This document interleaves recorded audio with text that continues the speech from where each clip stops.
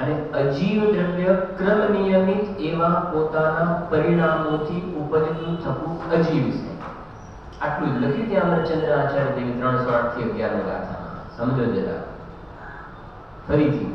જીવ દ્રવ્ય ક્રમ નિયમિત એવા પોતાના પરિણામોથી ઉપજતું થતું જીવ છે. બાકી કેટલા દ્રવ્ય રહી ગયા? દેવ દ્રવ્ય કેટલા રહ્યા? 5. તો 5 ના બોલ્યા. એમને એમ કહ્યું અજીવ દ્રવ્ય ક્રમ નિયમિત એવા પોતાના પરિણામથી ઉપજતું થતું અજીવ છે. એનો અર્થ કે પૂદગલ, ધર્મ, અધર્મ, આકાશ અને કાળ એ બધાય પણ પોતપોતાના ક્રમ નિયમિત પર્યાયમાં પરિણમે છે. તો અજીવ આવી ગયા ને. બસ એવી રીતે અહીંયા ગાડી જે કહેવા માંગે છે કે છે બાહ્ય તત્વ જીવાદિ સર્વે હે. જીવ, પૂદગલ, જીવ, અજીવ, આશ્રવ, બંધ, સંબંધ, નિર્જરા ને મોક્ષ એ બધાનું શું નામ આપી દીધું? બહિર તત્વ. અને પોતાનો શુદ્ધાત્મા એ શું છે? અંતઃ તત્વ. અહીંયા તમે ગાથા 4 ગાથા કાઢો, પછી આપણે એને થોડુંક લઈશું, પણ ખાલી તમને બતાવું. 4 ગાથા કાઢો. 4 નંબરની ગાથા શરૂઆત.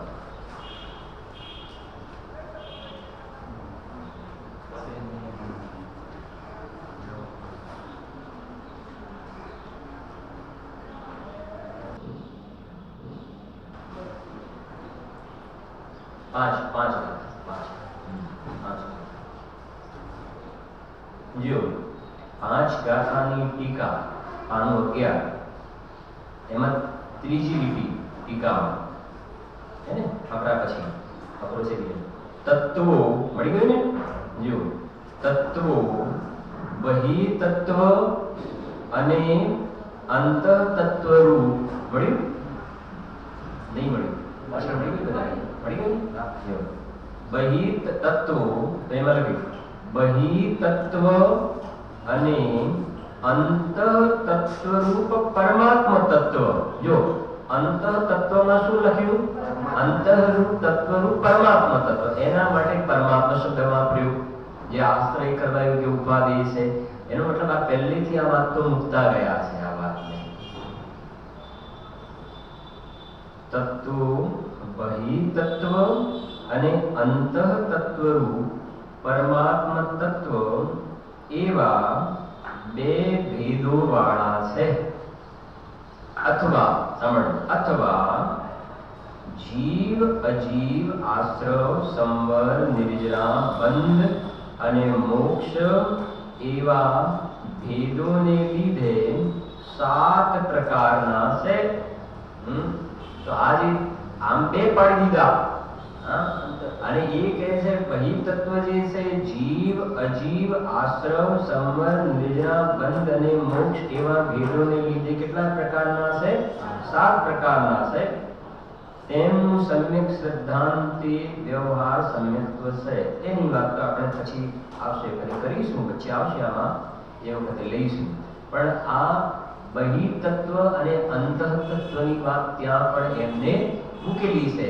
જે આમ કે 7 તત્વની શ્રદ્ધાને સમ્યક દર્શન કહેવામાં આવે. ભેદરૂપ થઈ ગયું. એવી રીતે બહિર તત્વ અને અંતઃ તત્વની ભેદરૂપ શ્રદ્ધા એ વાત પડી છે ત્યાં આગળ. એ પણ વ્યવહાર સમ્યક્ત્વમાં બહિર તત્વ અને અંતઃ તત્વ. અથવા તો શું કહી દીધું? 7 તત્વની શ્રદ્ધા, 7 નો ભેદરૂપ વિચાર. એવી રીતે 2 નો ભેદરૂપ વિચાર એ વ્યવહાર સમ્યક્ત્વમાં જશે એમ.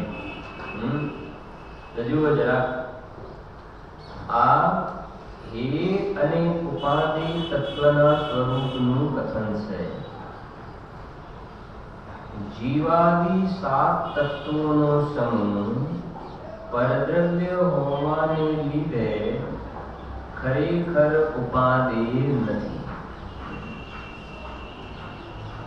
સહેજ હવે કહે છે, ખુલીએ છે કાલે કીધું ને, સહેજ વૈરાગ્ય રૂપી મહેલના શિખરનો જે શિખામણી છે, પરદ્રવ્યથી જે પરાન્મુખ છે, 5 ઇન્દ્રિયોના ફેલાવ રહિત દેહ માત્ર જેને પરિગ્રહ છે, જે પરમ જીન યોગીશ્વર છે, સ્વદ્રવ્યમાં જેની તીક્ષ્ણ બુદ્ધિ છે, આત્માને આત્મા ખરેખર ઉપાધિ છે. શું કહે છે? અને આવા પ્રકારની ગુણવત્તા વાળો આત્મા જેની દશામાં આવા પ્રકારના ભાવોનો પરિપાક થયો છે, એવા આત્માને આ અંદરનો ભગવાન આત્મા ઉપાધિ છે. એટલે એવા આત્માને આ આત્મા પકડમાં આવે છે, ગ્રહાય છે. અને એવા આત્માને આ સાત તત્વોનો સમૂહ ઉપાધિ નથી. કેવા આત્માને તો કેટલા ગુણ બતાવે અહીંયા? 5. બરાબર છે કે નહીં? પહેલું કયો ગુણ આવ્યો? ક્વોલિટી બતાવી ને એવા પ્રકારની ગુણવાળો. તો પહેલું શું છે? જે સહેજ વૈરાગ્ય રૂપી મહેલના શિખરનો જે શિખામણી છે. બીજું પરદ્રવ્યથી જે પરાન્મુખ છે. પછી 5 ઇન્દ્રિયોના ફેલા રહિત દેહ માત્ર જેને પરિગ્રહ છે. 3 જે પરમ જીન યોગીશ્વર છે. 4 અને 5મું સ્વદ્રવ્યમાં જેની તીક્ષ્ણ બુદ્ધિ છે. એવા આત્માને શું ઉપાધિ છે? એવા આત્માને આત્મા ખરેખર ઉપાધિ છે. તો બે આત્મા થયા ને પાછા. એવા આત્માને આ આત્મા ખરેખર ઉપાધિ છે. એટલે પર્યાયમાં દ્રવ્યનું ગ્રહણ થાય છે ને, પર્યાયમાં દ્રવ્યનું ગ્રહણ થાય છે. તો જે પર્યાયમાં દ્રવ્યનું ગ્રહણ થાય ને, એ પર્યાયને પણ આત્મા કહેવામાં આવે છે. કેમ કે એક પર્યાયમાં ભગવાન આત્માનો સ્વીકાર થયો, એટલે પર્યાયનું નામ પણ વ્યવહારથી શું કહેવામાં આવે છે? એને પણ આત્મા કહેવામાં આવે છે. બરાબર છે? તો જો પહેલા બોલમાં કહ્યું કે જે શું લખે? સહેજ વૈરાગ્ય રૂપી મહેલના શિખરનું જે શિખામણી છે. અને જે મુનિ દશા જે છે, જેને શાસ્ત્રમાં હાલતા ચાલતા સિદ્ધ કહ્યા છે. સહેજ વૈરાગ્ય રૂપી મહેલના શિખરના શિખામણી. મોક્ષ માર્ગમાં જેઓ ઘણા આગળ નીકળી ગયા છે,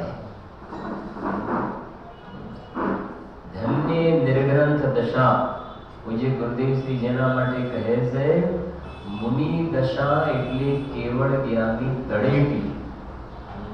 કેવળ જ્ઞાનની તળેટી. તળેટી કોને કહેવાય? જેમ સમ્યક શિખર ગયા અને નીચે તળેટી છે ને, અહીંયા તલોદથી સમ્યક શિખર નથી પહોંચ્યા તો આ અલગ છે, પણ તળેટી સુધી પહોંચી ગયો ને જીવ, સમ્યક શિખરમાં તળેટી, તો કે છે કે હમણાં ઉપર પહોંચ્યા કે પહોંચ્યા. એમ સહેજ વૈરાગ્ય રૂપી મહેલના શિખરના જે શિખામણી, અંદરમાં આત્માના આશ્રય, જેમની પર્યાયની અંદર 3 ચોકડી કશાયનો અભાવ થઈ ગયો છે, મોટા ભાગનો કચરો સાફ થઈ ગયો છે. થોડોક જે કશાય બચ્યો છે, કોઈ મોટી ગણતરીમાં લેવામાં આવતો નથી. આ જ નિયમસારમાં આગળ કળશમાં કહ્યું છે, મુનિ દશા અને કેવલીમાં જે ફરક માને એને જડમતી કહીએ છીએ. શું? મુનિ દશા અને કેવલી એમાં જે ફરક માને છે એને જડમતી કહીએ છીએ. કઈ રીતે? અમે નથી જોતા ફેર. હમણાં એ તો હમણાં દેખાય છે ને સાદું, પણ હમણાં કેવલ જ્ઞાન લઈને ઉભા થઈ જશે. શાસ્ત્રમાં પાઠ છે કે નહીં? ઈશ્વર જ્ઞાન તો કહે છે કે જઈને જોયું તો કેવલ જ્ઞાન પ્રગટ થઈ ગયું છે. બોલો કેટલી વાર લાગે? એટલે ગુરુદેવ ઘણી વાર કહે છે ને, મુનિરાજ વાઘ સિંહ વરુની વચ્ચે જંગલમાં જઈને શું કરશે? ગુરુદેવ કહે ત્યાં જઈને કેવલ જ્ઞાનને લેશે.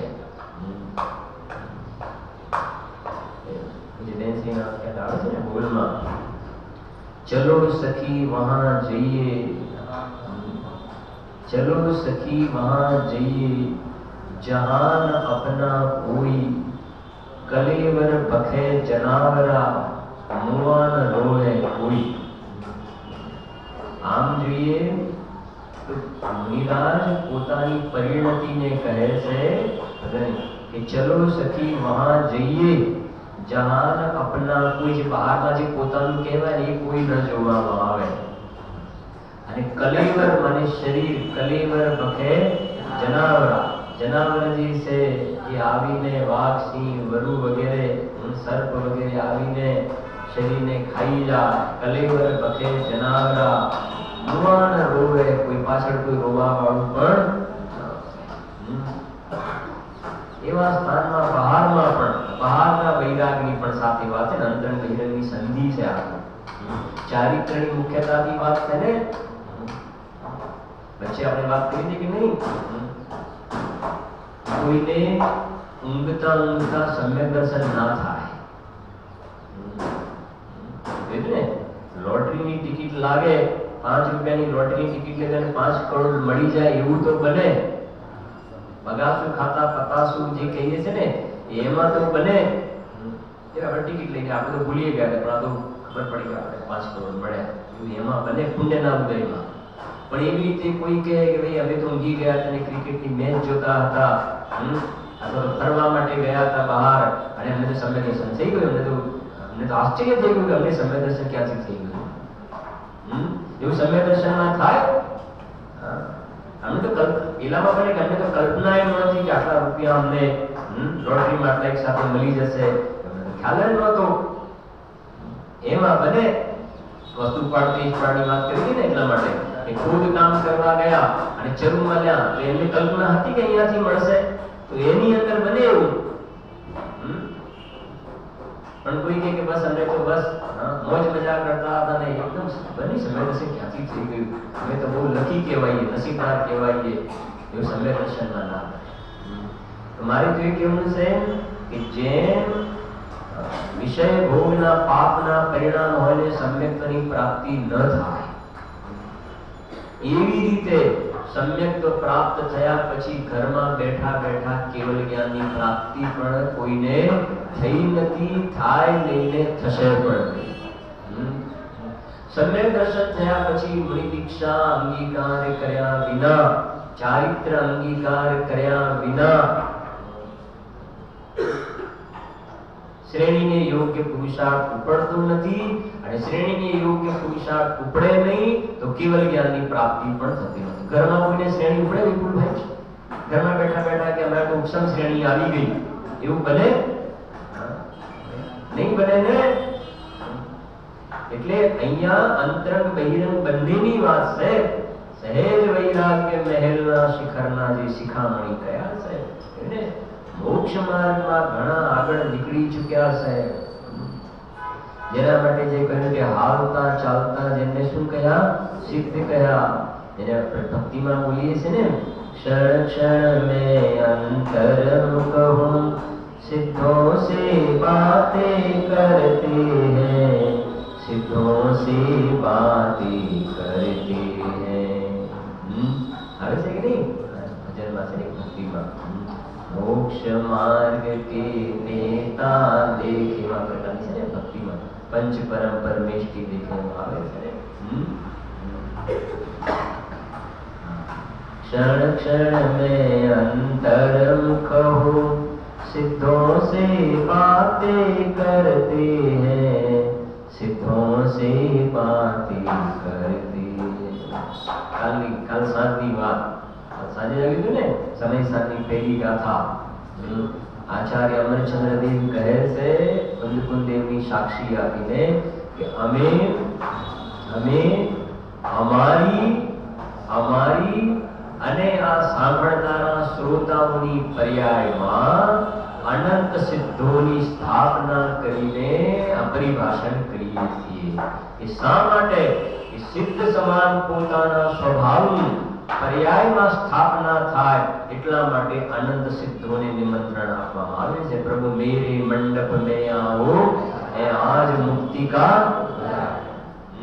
અહીંયા કહે છે કે આ મુનિરાજ કે હર અંતર્મુખમાં સિદ્ધ સમાન પોતાના શુદ્ધાત્માની સાથે ચર્યા કરે છે એ કહે છે કે અંદરમાં આત્માના આશ્રય જેમને ઘણો વૈરાગ પ્રગટ્યો છે એટલે તો ભલે હજુ અરહંતને સિદ્ધ દશા પ્રગટ ન થઈ હોવા છતાં પંચ પરમેષ્ટિમાં એ આચાર્ય ઉપાધ્યાયને સાધુ તરીકે એમને સ્થાન પ્રાપ્ત થયું છે ને. ભલે સંજ્વલનની કસાય છે પણ એને કોઈ ગણતરીમાં લેવામાં આવતી નથી ભૈયા. એ કહે ભૈયા જો સહેજ વૈરાગ્ય મહેલ. અને વાત એ છે કે આ જે વૈરાગ્યની વાત છે ને, વૈરાગ્યની વાત છે કે બહારમાં પાંચ ઇન્દ્રિયના વિષય ભોગની સામગ્રી વગેરે જે ઉપલબ્ધ થાય છે ને, એના પ્રત્યે એમને સહેજ ઉદાસીનતા વર્તે છે. સહેજ ઉદાસીનતા, એનું નામ વૈરાગ્ય છે. સમજો, એ વાત સમજો. હવે એ જે પુણ્યના ઉદયમાં ઊંચા પ્રકારની સામગ્રી મળી એમને, એના પ્રત્યે એમને ઉદાસીનતા કેમ વર્તે છે કે જેને વૈરાગ્ય કહેવામાં આવે છે? શા માટે ઉદાસીનતા વર્તે છે? તો કહે છે કે એમને આત્માના ચૈતન્ય મહેલના આશ્રય, લખી છે વચનામૃતમાં, સમ્યક દર્શન થતા જીવ ચૈતન્ય મહેલનો માલિક થઈ ગયો. એમને એ ચૈતન્ય મહેલને આશ્રય જે પ્રચુર આનંદનું સ્વસંવેદન, જે પોતાનું ચૈતન્ય જ્ઞાન અને આનંદનો જે વૈભવ પ્રગટ્યો છે, એ ચૈતન્ય સંપદાની સામે, એ સાચી સંપદાની સામે એમને આ બધી વિષય ભોગની સામગ્રી જે છે એ તો વિષ્ટા સમાન જાણે છે. સહેજ ઉદાસીનતા છે, જાણે છે કે એમાં સુખ નામનો ગુણ નથી, સુખ ક્યાંથી પ્રાપ્ત થાય. એટલે તો લખ્યું ને અપૂર્વ અવસરમાં, વંદે ચક્રી તથાપી ન મળે માનજો. બોલો, ચક્રવર્તી છ ખંડનો ધણી, ભારત દેશનો રાજા આવીને તમારા ચરણોમાં માથું ટેકવે તો, ભારતનો રાજા એ આવીને પગે લાગે તો, અત્યારના જમાનામાં કે વોટ્સએપ પર કેટલા બધા ફોટા શેર થઈ જાય કે ભારત દેશના મુખ્ય પ્રધાન જે છે આવીને મને પગે લાગ્યા. બોલો, સમજણ પડે છે? અરે કહે છે કે ભારત દેશ નહીં, ભરત ક્ષેત્ર છ ખંડનો રાજા એ મુનિનાથના ચરણોમાં આવીને માથું ટેકવે છે તો કહે છે કે વંદે ચક્રી તથાપી ન મળે માનજો. એવું નામ વૈરાગ્ય છે. અને કોઈ આવીને ઉપસર્ગ કરે, માથા ઉપર સગડી મૂકે, તલવાર વડે ગળું છેદી નાખે, કાન એ કટોક કરી નાખે, આંખો ફોડી નાખે, તો કે છે બહુ ઉપસર્ગ કરતા પ્રત્યે પણ ક્રોધ નહીં. એવું નામ છે. અંદર આત્માની અંદર એમને એવો રસ જે છે કે આના પ્રત્યે બિલકુલ ઉદાસીન અવસ્થા છે. તો કહે છે તમે સારમાં જે કહ્યું કે છેદાવ વા ભેદાવ કો નષ્ટ બનો ભલે વા અન્ય કો રીત જાઓ પણ આ પરિગ્રહ મારો છે કે નહીં. નિર્જરાધિકારની ગાથા એ તો કહે છે કે છેદાવ વા ભેદાવ, એ જે શ્રીમદજી લખ્યું, પરમ મિત્રનો પામ્યા જાણે, બોલો છે ને એમાં શું છે? એકાકી વિચરતો વળી સ્મશાનમાં, વળી પર્વતમાં વાગસિંહ સંયોગ જો,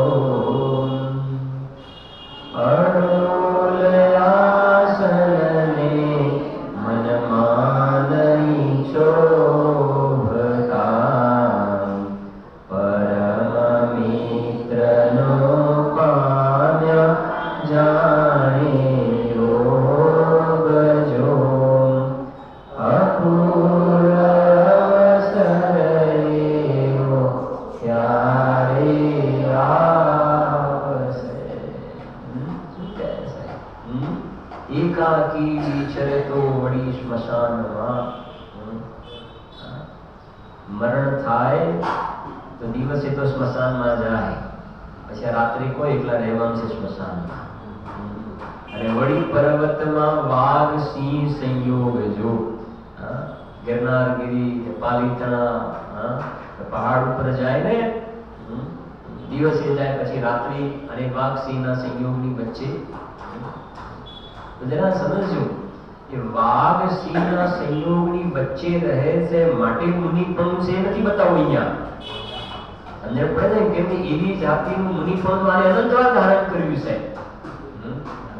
પણ અહીંયા અંદરમાં અહીંયા એ સમજાવું છે કે અંદરમાં આ શરીરથી આત્મા એટલો છૂટો પડી ગયો છે દેહ પ્રત્યેનું તત્વ આગળ આવે છે ને દેહ માત્ર જેને પરિગ્રહ માત્ર 5 મિનિટના ખ્યાલ નહીં તો દેહ પ્રત્યેનો મમત્વ એટલું ઘટી ગયું છે રાગ ઘણો ક્ષીણ થઈ ગયો છે પ્રત્યેનો એટલે કહે છે કે મારે આ દેહ જોઈતો નથી અને તારે આ દેહ જોઈએ છે ને વાઘ સિંહ વરુને કહે છે તારે જોઈએ છે તો લઈ જા મારે જોઈતો નથી એ જાણે છે કે પરમ મિત્રનો પામ્યા જાણે મારા કર્મોની નિર્જરા થઈ ગઈ છે આવી છે સહેજ વૈરાગ્ય રૂપી મહેલના શિખરના શિખામણી છે ચક્રવર્તીના ઘરે 6 ખંડના રાજા ચક્રવર્તી છે કે મુનિરાજના આહારનો સમય હોય એ વખતે પોતાના મહેલની બહાર એક પડગાહન માટે ઊભા રહે છે કોઈ મુનિરાજ મારા આંગણે પધારે અને હું એમને આહાર દાન દઈ અને મારી મનુષ્ય પર્યાને સફળ લઉં અને આહારનો યોગ બને છે તો જાણે છે મારા ઘરે કલ્પવૃક્ષ ફળ્યા હવે મુનિરાજ જ્યારે એમના મહેલમાં આહાર અર્થે આવે છે આહારની ચર્યા થાય છે મહેલના વૈભવને જોતા હશે કેવો ભાવ આવતો હશે અને આ કોઈ મોટા કહેવાય ને સંપન્ન લોકોના ઘરે જાય તો આમ આમ આમ એમ બેસી રહે છે ચકડ બકડ થાય ને કેમ એવું ચકડ બકડ થઈ જાય છે એને બધી તેના પરિણામ સમજણ પડે છે કે નહીં એને એનો જ વૈભવ એ વૈભવનો જળ વૈભવનો મહિમા દેખાય છે ને કે આપણા ઘરે આવું હોવું જોઈએ આપણા ઘરે આવું હોવું જોઈએ આ સારું છે આમ સારું છે ફલાણું સારું છે ફલાણું સારું છે એને એમાં વૈભવ દેખાય છે જ્ઞાની પુરુષ એને તો આત્માના વૈભવ એ જ વૈભવ છે બાકીના તો બધા જળ વૈભવ છે જે પૂજામાં બોલીએ છે ને इंद्रिय के भोग मधुर विससम लावण्यमयी कंचन काया यह सब कुछ जड़ की क्रीड़ा है मैं अब तक जान नहीं पाया પછી શું છે मैं भूल स्वयं निज वैभव को पर ममता में अटकाया लो मैं भूल स्वयं निज वैभव को पर ममता में જો છે કે ગુણ ગજબના છે અને વિચાર એવો પણ છે જેમ સમય સારના પેપર નીકળે છે ને આપણે તો નિયમ સારની જેટલી ગાથા ચાલશે ને ચાલ્યા પછી આપણે અને કાં તો જો પહેલા મને સમય મળે ને તો લખાશે તો લખીશ બરાબર અને જેટલું ચાલે એનું એક એક પેપર પણ તમારી સામે આવતું રહેશે ક્વેશ્ચન આન્સર વાળું ને પછી એની એક્ઝામ પણ લઈશું જેટલું થયું એટલું થયું બરાબર છે ને હા જો આ તો આ 5 બોલ આવે ને એટલે વિકલ્પ આવે કે એક બાને ખ્યાલ તો આવી જાય ને જ્યારે નિયમ સારી 38 ગાતા હા હે ઉપાદેયનું કથન જીવાદી 7 તત્વોનો સમૂહ પરદ્રવ્ય હોવાને લીધે ખરેખર ઉપાદેય નથી અને કેવા આત્માને આત્મા ઉપાદેય છે તો આ 5 પ્રકારની વાત કરી છે જો સહેજ વૈરાગ્ય રૂપી મહેલના શિખરનો જે શિખામણી છે પછી શું લખે છે જુઓ પરદ્રવ્યથી જે પ્રાણમુખ છે શું કહે છે પરદ્રવ્યથી શું છે જે પ્રાણમુખ છે પરદ્રવ્યમાં શું લેવું અહીંયા પાછું આવી ગયું જીવાદી 7 તત્વોનો સમૂહ પરદ્રવ્ય કહી દીધું જીવાદી 7 તત્વોનો સમૂહ પરદ્રવ્ય એટલે કે પરદ્રવ્યથી જે પ્રાણમુખ છે પ્રાણમુખ એટલે ખ્યાલ આવે છે ને એના તરફથી મોઢું પાછું વાળી દીધું છે ઉન્મુખ નથી એનું પ્રાણમુખ છે तो कहते कि जीव अजीव आश्रव बंध सम निर्जना मोक्षनी पर्याय ये बताती परांश है। જે ક્ષાયિક સમ્યક્ત્વ ક્ષાયિક ચારિત્ર જે ક્ષાયિક લબ્ધિઓ કહી ને એ પણ એક સમયની પર્યાય છે માટે હું એનાથી પરાન્મુખ છું। જરા સમજો એક આબે સાથે લઈએ છીએ આપણે પરદ્રવ્યથી જે પરાન્મુખ છે અને પાંચમો ગુણ છે સ્વદ્રવ્યમાં જેની તીક્ષ્ણ બુદ્ધિ છે। શું કહે છે? પરદ્રવ્યથી જે પરાન્મુખ અને સ્વદ્રવ્યમાં જેની બુદ્ધિ કેવી છે? તીક્ષ્ણ છે। अंदर भगवान आत्मा ने जिन परम पैनी सुबुद्धि छेनी डारी अंतर हे दिया ये टाइम से स्वद्रव्य ने जेने बराबर ग्रहण કર્યો છે। સ્વદ્રવ્યમાં જેની બુદ્ધિ તીક્ષ્ણ છે। સ્વદ્રવ્ય કહેતા ત્રિકાલી ગુરુ ભગવાન આત્મા બરાબર છે ને। હવે આ પદ્મ બ્રહ્મધારી દેવ સમજો પદ્મ બ્રહ્મધારી દેવ સ્વયં પોતાના માટે વાત કહી રહ્યા છે કે હું આ પદ્મ પ્રભ કે જેના મુખમાંથી આ પરમાગમ રૂપી પુષ્પરસ જરે છે એવું પદ્મપ્રભ એની પરિણતિ કેવી છે? તો પદ્મપ્રભધારી દેવ પોતાની પરિણતિ માટેની વાત કરી રહ્યા છે। અહીંયા તો લખ્યું કે પરદ્રવ્યથી જે પરાન્મુખ છે સ્વદ્રવ્યમાં જેની તીક્ષ્ણ બુદ્ધિ છે તો 100 ગાથા કાઢો જરાક આવા નિયમ સારમાં 100 નંબર।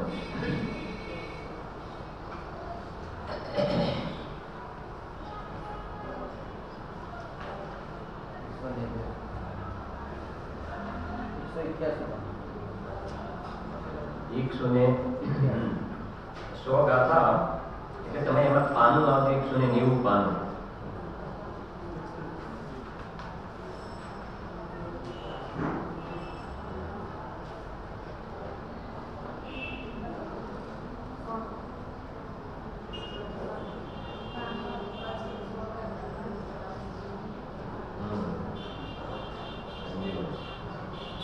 હવે એની આમ તો 100 ગાથાની છે ટીકાની પહેલી ટીપણ વાંચો ને થોડું આખું વાંચી લઈએ એવું સારું છે અને એની અંદર આવશે આખું તો વધારે આપણે આનંદ લાગશે। જો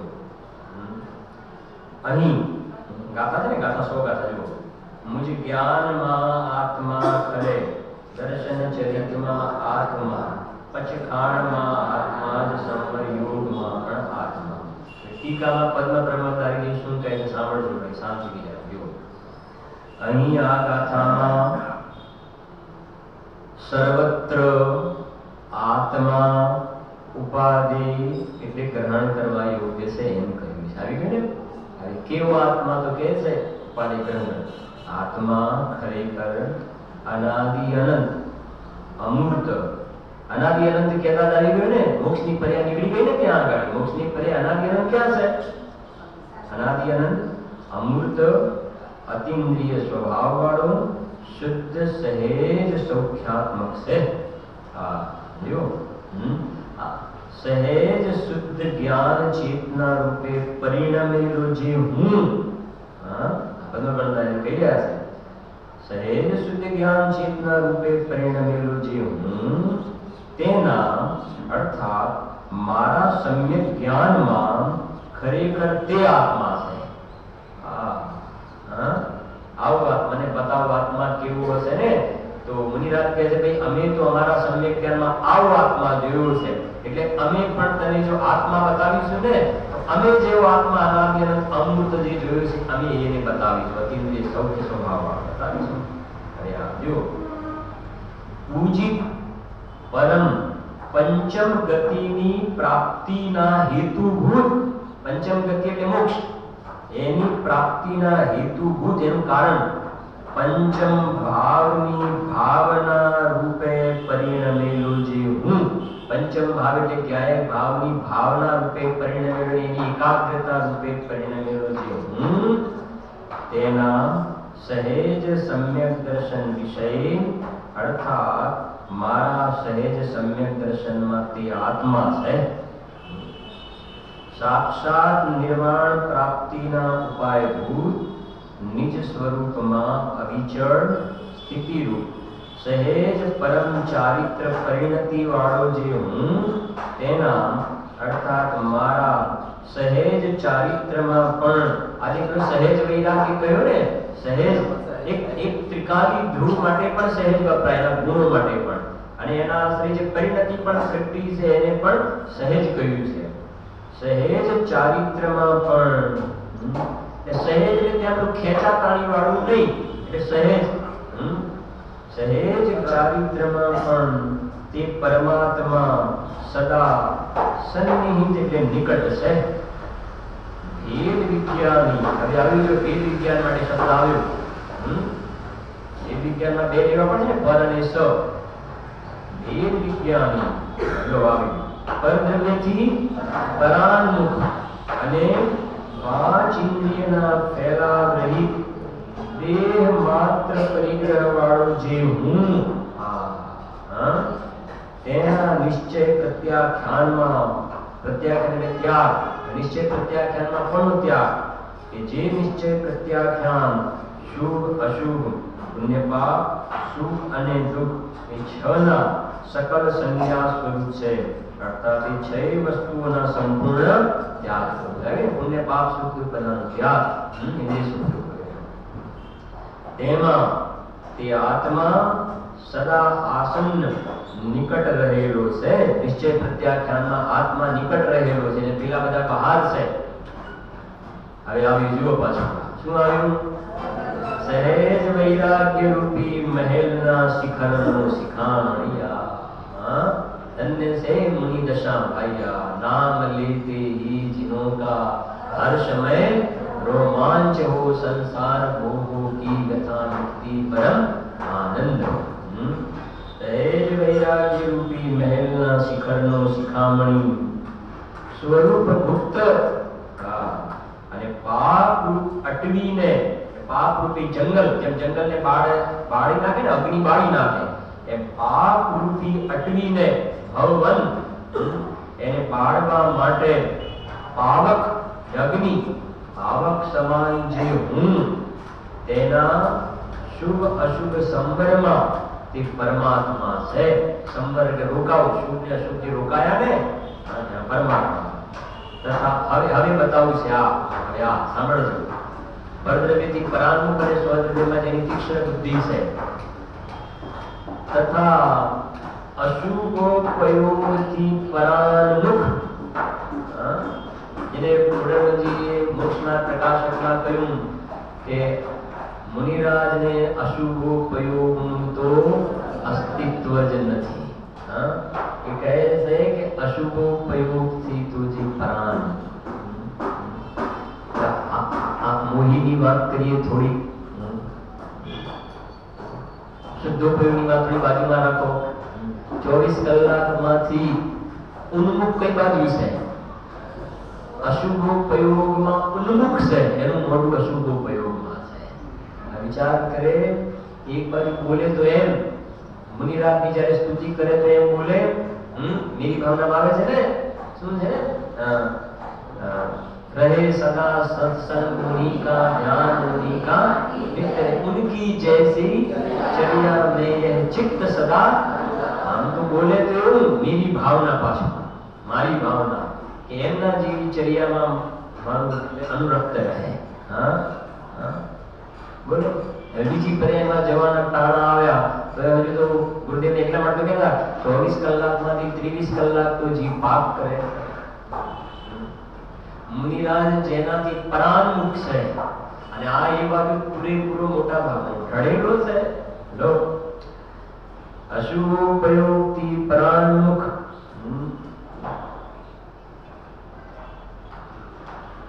શુભોપયોગ પ્રત્યે પણ ઉદાસીનતા વાળો. લો આવ્યું ને, શુભોપયોગ પ્રત્યે પણ ઉદાસીનતા, એટલે એમને પંચ મહારત્ના પરિણામ આવે. અહિંસા, સત્ય, ચૌર્ય, બ્રહ્મચર્ય મહાવ્રતના પરિણામ જે આવે, 28 મૂળગુણના શુભ ભાવ, સમયસાર લખવાનો ભાવ, ટીકા લખવાનો ભાવ, એ શુભોપયોગ આવ્યો. પણ એના પ્રત્યે પણ કેવા છે? ઉદાસીનતા વાળો. એટલે એ પણ પરામુક્તા થઈ ગઈ ને, એક અપેક્ષા. એ તો પછી જો, અને સાક્ષાત શુદ્ધોપયોગની સન્મુખ, એનો શું અર્થ કરીશું? સાક્ષાત શુદ્ધોપયોગની સન્મુખ જે હું, સાક્ષાત શુદ્ધોપયોગની સન્મુખ, એનો મતલબ અમારી પર્યાયમાં શુદ્ધોપયોગ તો છે, ના નથી પાડતા શુદ્ધોપયોગ, પણ પાછું વારે ઘડીએ પાછું પડી જવાય છે ને, પાછું પડી જવાય છે. અને પછી હવે અમે એવો શુદ્ધોપયોગ પ્રગટ કરવા માંગીએ છીએ કે પછી ત્યાંથી પાછું પડીને શુભોપયોગમાં આવવું પડે અને એના પ્રત્યે ઉદાસીન રહેવું પડે, એવા ઉપયોગમાં આવવા અમે માંગતા નથી. એનું નામ છે સાક્ષાત શુદ્ધોપયોગની સન્મુખ, કે પછી ક્યારે પડવાનો પ્રસંગ થાય એમ એ વાત. સાક્ષાત શુદ્ધોપયોગની સન્મુખ જે હું, હવે આ છે ગજબની વાત. જે હું, હવે સાંભળો, પરમાગમ રૂપી પુષ્પરસ જેના મુખમાંથી ઝરે છે એવો પદ્મ પ્રભ. ડોક્ટર સાહેબ અનિલભાઈ શું લખ્યું છે? પરમાગમ રૂપી પુષ્પરસ જેના મુખમાંથી ઝરે છે. જેમ ફૂલ હોય ને, ફૂલ, ફૂલમાંથી મકરંદ ઝરે, મકરંદ, અને જ્યાં ભમરા વગેરે હોય ને એ ઉપર વજન ના આપે, ભમરો ઉપર વજન ના આપે, ઉપર ત્યાં પણ ગુંજારો કરે અને એની મકરંદ શું કરે? લઈ લે પ્રમાણે. એને પુષ્પરસ કહેવામાં, પુષ્પરસ, મકરંદ. તો એ કહે છે જેમ પુષ્પનો રસ હોય ને, પુષ્પનો રસ, એવી રીતે કહે છે કે આ પરમાગમ છે ને, આ પરમાગમ, આ સમયસાર, નિયમસાર, સમયસાર, એ ચારેય અનુયોગના જે ગ્રંથો છે ને એ પરમાગમ રૂપી પુષ્પરસ છે. અને ઉપર તમે જરા જુઓ, વધારે ખ્યાલ આવશે. સંસ્કૃતમાં થોડું વધારે શબ્દ ઊંચા છે. પહેલી લીટી છે અશુભોપયોગ પરાન્મુખસ્ય, મળી ગયું? અશુભોપયોગ પરાન્મુખસ્ય, શુભોપયોગે ઉદાસીન પરસ્ય પરસ્ય સાક્ષાત શુદ્ધોપયોગ અભિમુખસ્ય મમ. પછી લખે જુઓ, પરમાગમ, પરમાગમ મકરંદ નિષ્યંદી મુખ પદ્મ પ્રભસ્ય. કે નહીં, આ હું એ પદ્મ પ્રભો કે જેના, ને પરમાગમ મકરંદ નિષ્યંદી ઝરણું મુખ પદ્મ પ્રભ છે. આ હું પદ્મ પ્રભ કે જેના મુખમાંથી આ પરમાગમ રૂપી મકરંદ જેમાંથી ઝરે છે એ એવું છું. એનું નામ છે दिन रात आत्मा का चिंतन मृद संभाषण में वही कथन. છઠ્ઠામાં લખી એટલા માટે મુખ ચંદ્ર તે અમૃત ઝરે. એટલે આપણી ભાષા આત્મા બોલી શકતો નથી, પણ ભાષા પણ આપણી કેવી હોવી જોઈએ એ પણ આમાંથી શીખવાની વાત છે. સત્ય પણ કઠોર ના હોવું જોઈએ. અસત્યનો કે અપશબ્દનો તો પ્રશ્ન જ નથી. કદાચ તું સત્ય બોલે છે ને તો પણ કઠોર વચનને તો 10 લક્ષણ પૂજામાં કહે કઠિન વચન મતી બોલ, પર નિંદા વિજૂઠ તજ, સાચ જવાહર ફૂલ સતવાદી જગ મેં સુખી.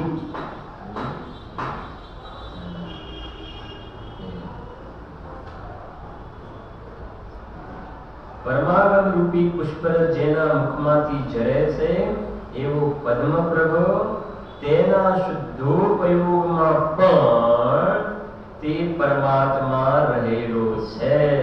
કારણ કે તે પરમાત્મા કેવો છે? સનાતન સ્વભાવ વાળો છે. સનાતન સ્વભાવ એટલે ખ્યાલ આવે ને, અનાદિ અનંત કાયમ ટકવા વાળો છે.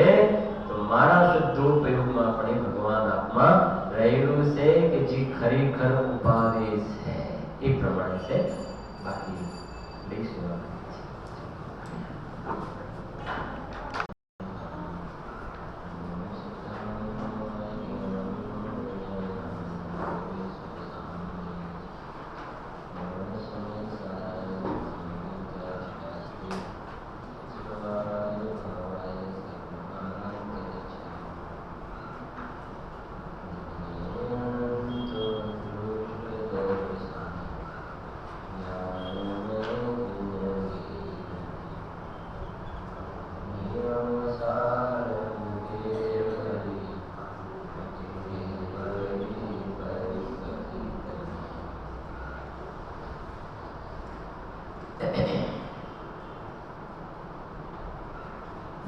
ક્ષેત્રના સમર્થ આચાર્યો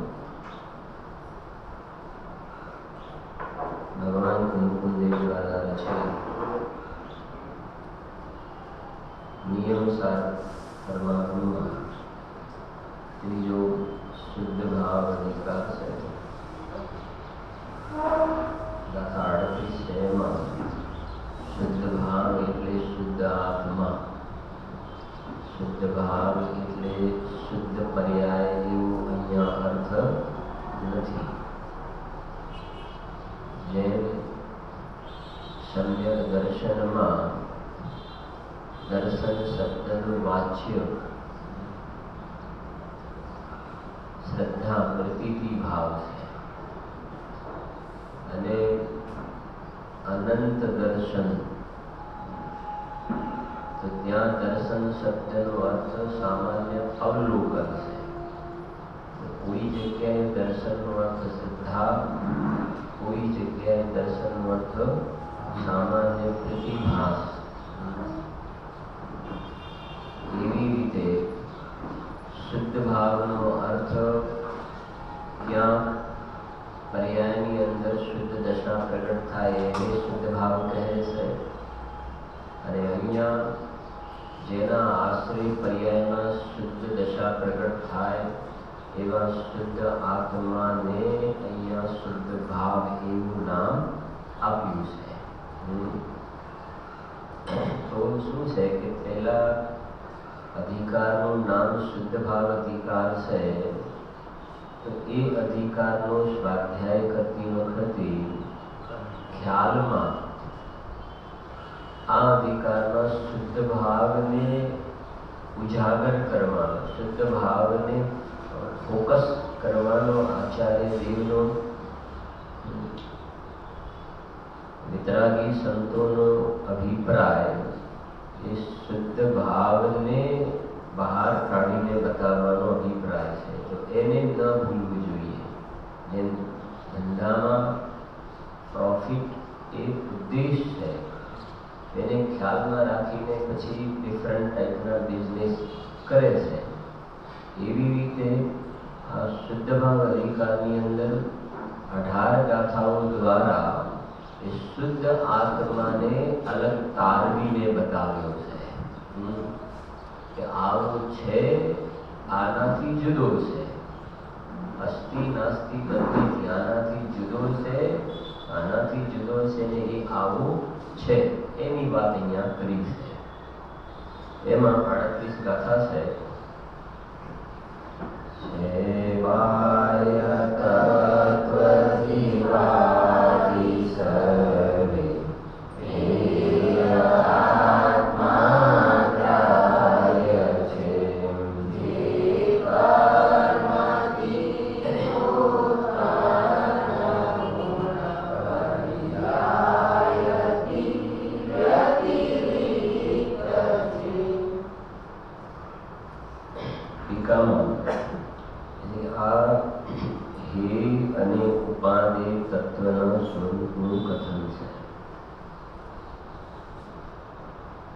જીવાદી 7 તત્વોનો સમૂહ પરદ્રવ્ય હોવાને લીધે ખરેખર ઉપાદેય નથી. જો ગાથામાં અને ટીકામાં એવું કહ્યું કે બાહ્ય તત્વ જીવ આદિ સર્વે હેય. કુંદ દેવે એમ કહ્યું કે જીવાદી બાહ્ય તત્વ છે બધાએ હે છે એટલે આશ્રય કરવા યોગ્ય નથી.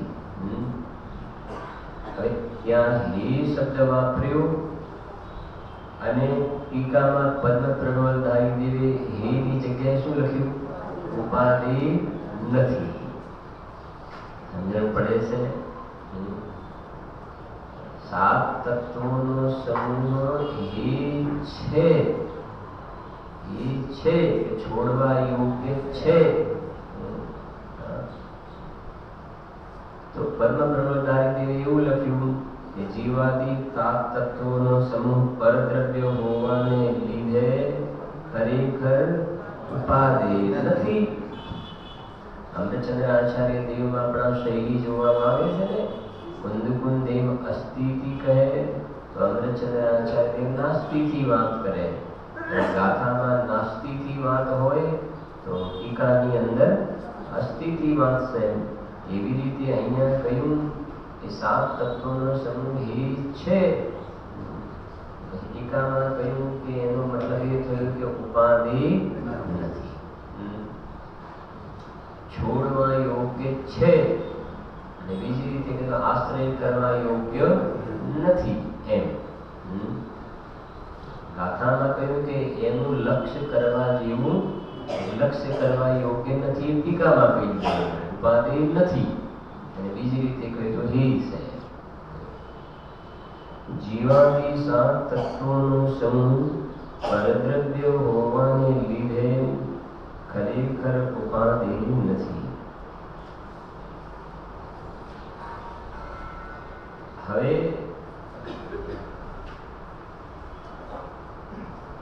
આગળ જો સહેજ વૈરાગ્ય રૂપી મહેલના શિખરનો જે શિખામણી છે, પરદ્રવ્યથી જે પરાન્મુખ છે, પાંચ ઇન્દ્રિયોના ફેલાવહિત દેહ માત્ર જેને પરિગ્રહ છે, જે પરમ જીન યોગીશ્વર છે, સ્વદ્રવ્યમાં જેની તીક્ષ્ણ બુદ્ધિ છે, એવા આત્માને આત્મા ખરેખર ઉપાધિ છે.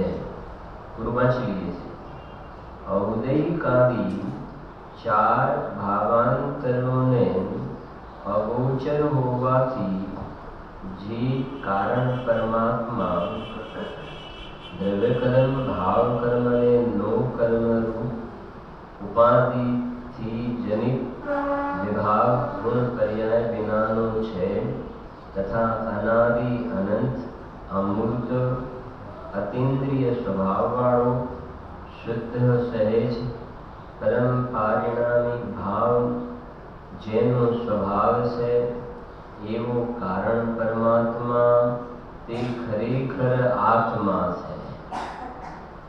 અતિ આસન્ન ભવ્ય જીવોને એવા નિજ પરમાત્મા એટલે કારણ પરમાત્મા સિવાય બીજું કાંઈ ઉપાધિ નથી.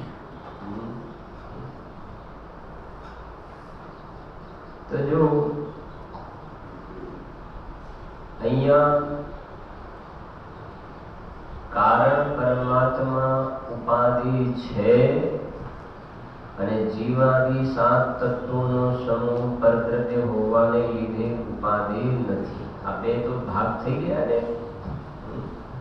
ગાથાની ટીકામાં જે વાત પડી છે એને એક સંક્ષેપથી સમજીએ તો કે ભગવાન આત્મા ઉપાધિ છે, કારણ પરમાત્મા, અને સાત તત્વોનો સમૂહ જે બહિર તત્વ છે એ હે છે, ઉપાધિ નથી.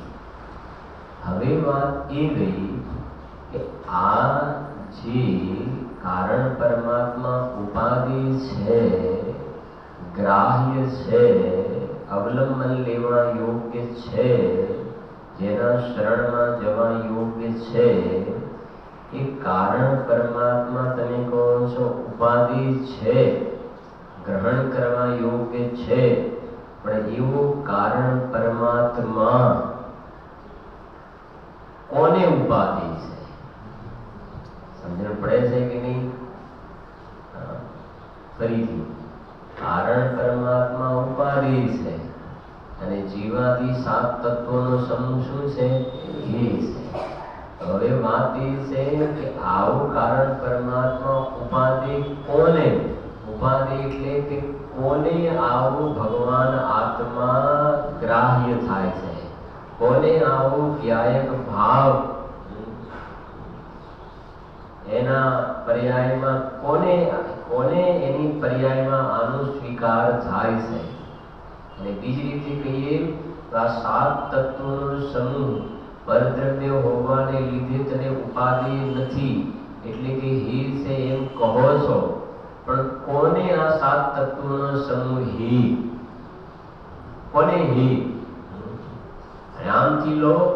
વાતમાં કોને ઉપાધિ માને કેવા પ્રકારની યોગ્યતાવાળા જીવને આ કારણ પરમાત્મા ઉપાધિ થાય છે અને સાત તત્વોનો સમૂહ શું થાય છે? હે. અને આ હે ને ઉપાધિ કયું? એ તો કારણ પરમાત્મા ઉપાધિ થતાં સાત તત્વોનો સમૂહ શું થઈ જાય છે? હે થઈ જાય છે. એને હે કરવા માટે એમાં કશું કરવાનું નથી. કારણ પરમાત્મા ઉપાધિ થયો ત્યાં એ બાકી હે થઈ જાય છે.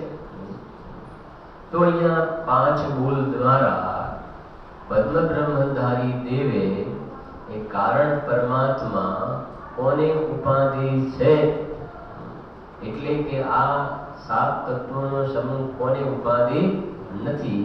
તો પાંચ બોલ જોયા હતા આપણે. એમાં શું કહ્યું? પહેલું તો સહેજ વૈરાગ્ય રૂપી મહેલના શિખરનો જે શિખામણી છે. એટલે શું? સહેજ વૈરાગ્ય. એમને આત્માનો અનુભવ થયા વગર સ્ત્રી પુત્ર કુટુંબ પરિવાર બધું છોડીને જંગલમાં જઈને રહે અને પરવશે ઘણા કષ્ટ સહન પણ કરે. હું સાધુ છું માટે મારે કષ્ટ સહન કરવા જોઈએ એમ પરવશ થઈને કષ્ટ સહન કરે, દુઃખ સહન કરે, એ કોઈ સહેજ વૈરાગ્ય નથી. સહેજ વૈરાગ્ય નથી. અને વાત એ છે કે ભાઈ વૈરાગ્ય જે છે એ દુઃખદાયક ના હોય. વૈરાગ્યનું સ્વરૂપ તો આનંદદાયક છે. ધર્મ કષ્ટ સહન કરવું એનું નામ ધર્મ થોડો કહેવાય. કષ્ટ સહન કરવું એનું નામ ધર્મ થોડો કહેવાય. કષ્ટ તો જીવ સહન કરતો આવ્યો છે અનાદિકાળથી. હવે એ દુઃખને દૂર કરવા માટે તો ધર્મ શરણ છે. ધર્મના શરણમાં શું કામ આવે છે જીવ? દુઃખને દૂર કરવા માટે, કષ્ટને દૂર કરવા માટે. હવે એ કહે કે ચારિત્ર તો કષ્ટ સહન કરવું એનું નામ ચારિત્ર. તો એવું ચારિત્રનું સ્વરૂપ નથી ભાઈ. ઠંડી ગરમી ભૂખ તરસ એ બધું સહન કરવું એનું નામ ચારિત્ર. ચારિત્ર થોડું છે. ચારિત્ર તો જે કહ્યું એ સ્વરૂપમાં ચરવું, પોતાનું જ્ઞાન અને આનંદની લક્ષ્મીથી ભરેલો ભંડાર. સાંજે આવ્યું ને શ્રીમંત. શ્રીમંતની વ્યાખ્યા કરીને શ્રી એટલે સહેજ ચતુષ્ટય. સહેજ ચતુષ્ટય કર્યો તો ને. આ નિયમ સારમાં આવે છે સહેજ ચતુષ્ટય. કાઢો જરાક શરૂઆતની ગાથામાં આવે છે. સહેજ દર્શન, સહેજ જ્ઞાન.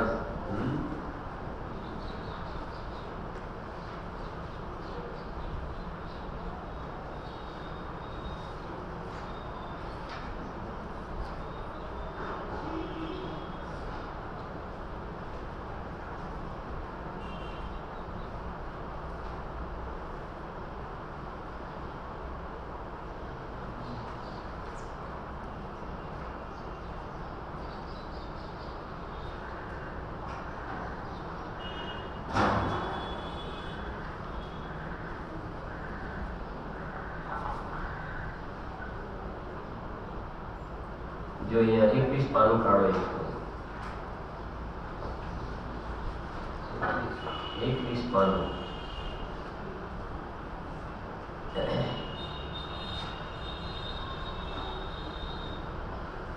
મળ્યું? જો 21 પાનામાં નીચે છે એકદમ લાઈન. શુદ્ધ નિશ્ચયથી. મળ્યું? શુદ્ધ નિશ્ચયથી સહેજ જ્ઞાન આદિ. સહેજ જ્ઞાન આદિ એટલે સહેજ જ્ઞાન, સહેજ દર્શન, સહેજ સુખ, સહેજ વીર્ય આવી ગયા ને.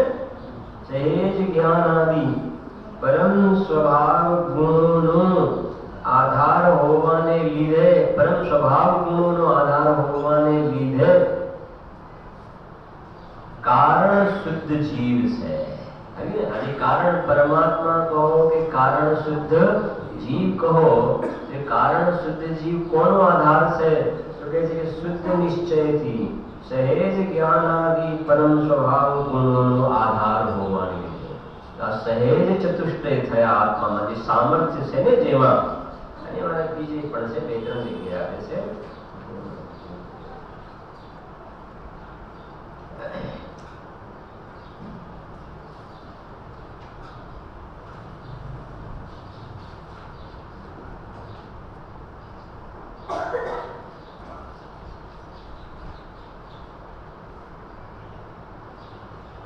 जो मानो 28 काढ़ो, 28 पानो.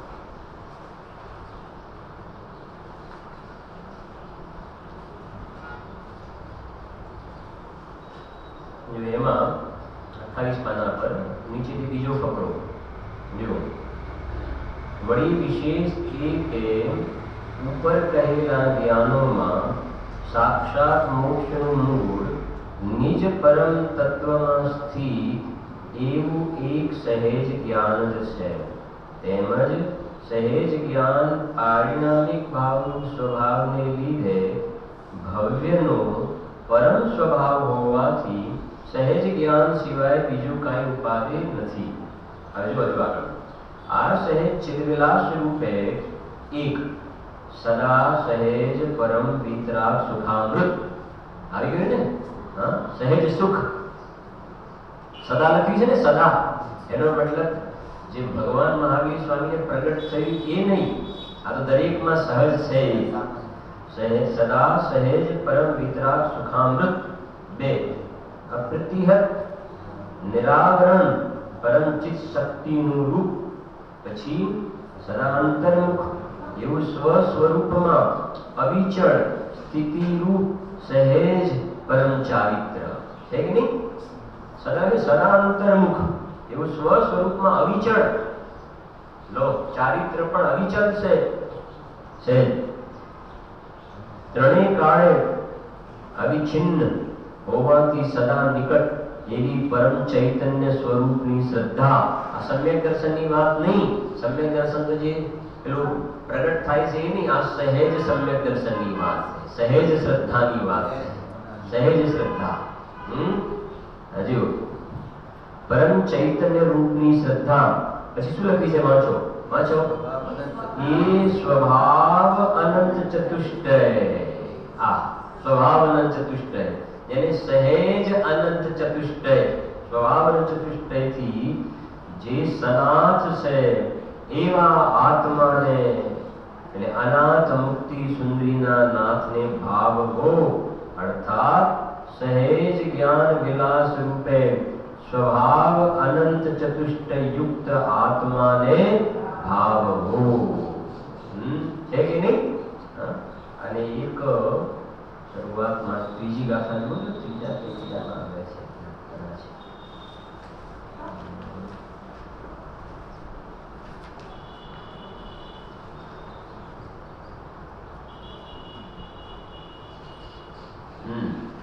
ગાથા ત્રણ ગાથા એમાં ટીકાની અંદર પેલી છોડીને ટીકામાં જો શું લખ્યું છે? જે સહેજ પરમ પારિણામિક ભાવે સ્થિત, પછી શું લખ્યું છે? સ્વભાવ અનંત ચતુષ્ટયાત્મક શુદ્ધ જ્ઞાન ચેતના પરિણામ તે નિયમ એટલે કે કારણ નિયમ છે. એને અહીંયા કારણ પરમાત્મા કહ્યું ને. હા, કારણ પરમાત્મા કહ્યું, અહીંયા એને કારણ નિયમ કહ્યો, અને હમણાં પહેલા વાંચ્યું ત્યાં એને કારણ શુદ્ધ જીવ કહ્યો. ખ્યાલ આવે છે કે નહીં? કારણ પરમાત્મા તો પ્રગટ થાય એને કાર્ય પરમાત્મા કહીશું. કારણ શુદ્ધ જીવ તો પ્રગટ થાય એને કાર્ય શુદ્ધ જીવ કહીશું. કારણ નિયમ તો પ્રગટ જે એના આશ્રય દશા પ્રગટ થાય એને કાર્ય નિયમ કહીશું. વાત તો એ છે, ફરક નથી ત્યાં આગળ. ખ્યાલ આવે છે? એટલે આપણે કહીએ છીએ ને ભાઈ, આ અધિકાર જ બહુ ઊંચો અધિકાર છે. જેની અંદર આગળ જેમ જેમ ગુરુદેવના વ્યાખ્યાનમાં આવે છે ને કે જેમ મંદિર બનતું હોય ને તો મંદિર બને એમ જેમ મંદિર ઊંચે ઊંચે આગળ વધતું જાય ને એમ એમ એને બનાવવા વાળા ભાવોના પણ વિશુદ્ધતા શું થતી જાય છે, વધતી જાય છે. જેમ મોહી જીવોને જેમ ઘરે લગ્નનો પ્રસંગ જેમ નજીક આવતો જાય એમ એમ એનો રસ પાપનો રસ શું થતો જાય છે, પાપનો રસ વધતો જાય છે. એમ આત્માથી જીવોને આવા ધર્માયતન વગેરે બનતા હોય તો ધર્મ સંબંધીનો અને શુભોપયોગની અંદર પણ એ પ્રકારનો ધર્મ સંબંધીનો રસ વધતો જાય છે. એવી રીતે અહીંયા પણ જેમ જેમ આગળ વધીશું ને એની અંદર પહેલા એટલા માટે કહ્યું કે ગાયક ભાવ શુદ્ધ આત્મા કે જેના શરણમાં જવાથી જીવ ભગવાનપણાને પ્રાપ્ત થાય છે, ભગવાન બની જાય છે પર્યાય. તો જેના આશ્રય ભગવાન બનાય, જેના શરણમાં જવાથી આ જીવ પરમાત્મા બને, એ વસ્તુ સાધારણ થોડી હોય, સાધારણ થોડી હોય.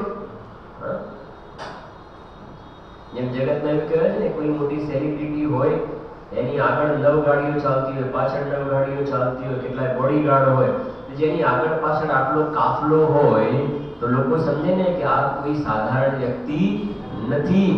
એવી રીતે કહે છે કે જેના શરણમાં જવાથી આજ સુધી અનંત જીવો ભગવાન બન્યા છે તે શરણભૂત વસ્તુ સાધારણ હોઈ શકે નહીં ભૈયા. અહીં કહે ને જો આવો ગાથા સહેજ વૈરાગ્ય રૂપી શબ્દ સહેજ પડ્યો છે ને, સહેજ સહેજ વૈરાગ્ય રૂપી મહેલ ન શિખરનો જે શિખામણી છે. એટલે આ જે વૈરાગ્ય છે એ વૈરાગ્ય એ આનંદદાયક છે. જે શ્રીમદ जी ने सुख की सहेली है अकेली उदासीनता, જેને અપૂર્વ અવસરમાં કહ્યું ને સર્વ ભાવથી ઔદાસીન્ય વૃત્તિ કરી માત્ર દેહથી સંયમ હેતુ હોય. અને આપણે ઘણી જગ્યાએ નથી ના ઉદાસીન આશ્રમ ઇન્દોર, ઉદાસીન આશ્રમ ઉદયપુર, બધી જગ્યાએ ઉદાસીન આશ્રમ હોય છે કે નહીં? ઉદાસીન આશ્રમ એટલે શું? ઉદાસીન આશ્રમ એટલે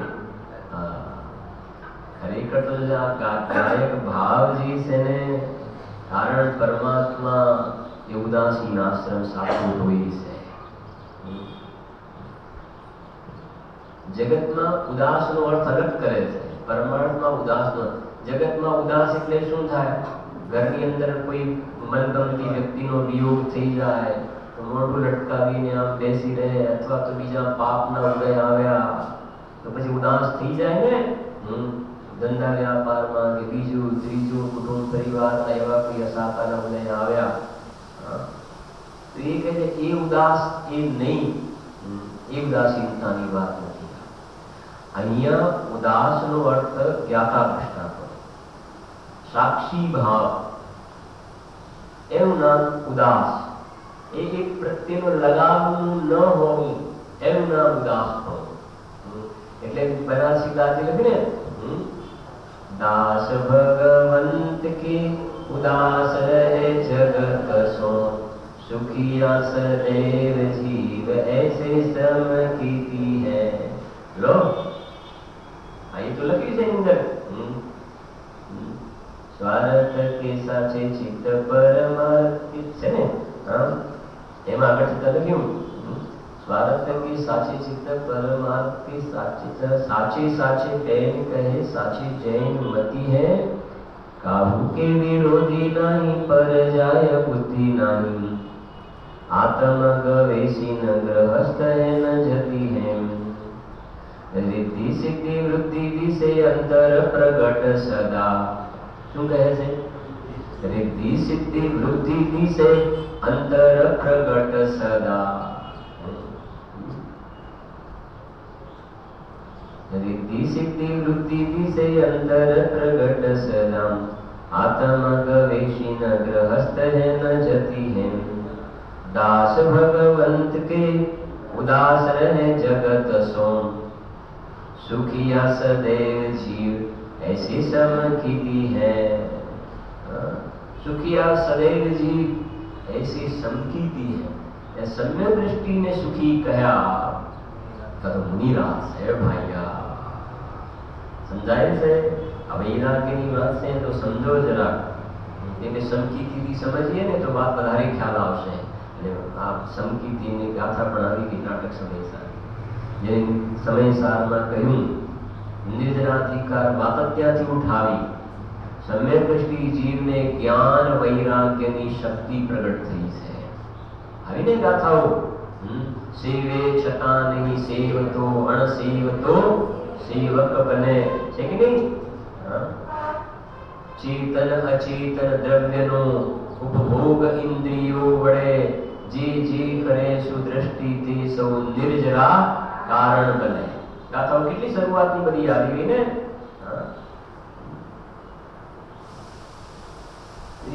ત્યાં કહ્યું કેમ કે બે ગાથાઓ ત્યાં અલગ આવી એક જ્ઞાનની ગાથા આવી ને બીજી વૈરાગની ગાથા આવી જે વિશ્વવૈદ છે વિષ્ણુ સેવન કરવા છતાં પણ વિશ્વવૈદ મરતો નથી આવે છે કે નહીં ગાથા અને બીજી લગે અરતિ ભાવે મત પીતા મત જન બનતો નથી જ્ઞાન વૈરાગ્યની વાત નથી ત્યાં કાઢી તો એ સમજો જ્ઞાન વૈરાગ્યની શક્તિ એટલે શું તો આત્માનું જ્ઞાન સ્વસંવેદન જ્ઞાન એ જ્ઞાન શક્તિ અને આત્માનું જ્ઞાન થતા